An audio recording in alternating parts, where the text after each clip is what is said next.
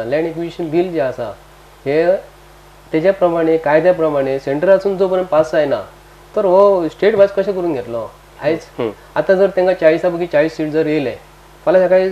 आमची पोरणी घरां आहा ती तुमी म्हणटलो आयज तुमी घरासून भायर सरा आमकां थंय नवी बिल्डींग बांदपाक जाय तुमकां खंय तरी व्हरून बांदून दिता म्हणटलो अशी तेंची दादागिरी आसा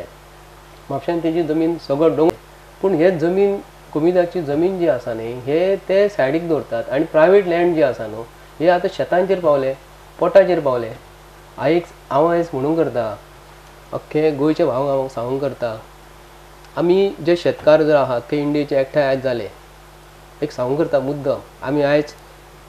भात तांदूळ दाळ जे उत्पन्न जे पोटाक लावून अन्न जे आसा आमी काय काडून सायडीक जर दवरले अशें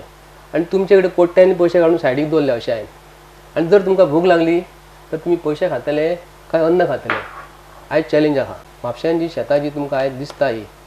आमी करिना म्हूण सांगता न्हू आमी करिना कारण आमी जवळ जवळ कलेक्टराक लेटराक 51 लेटरां केली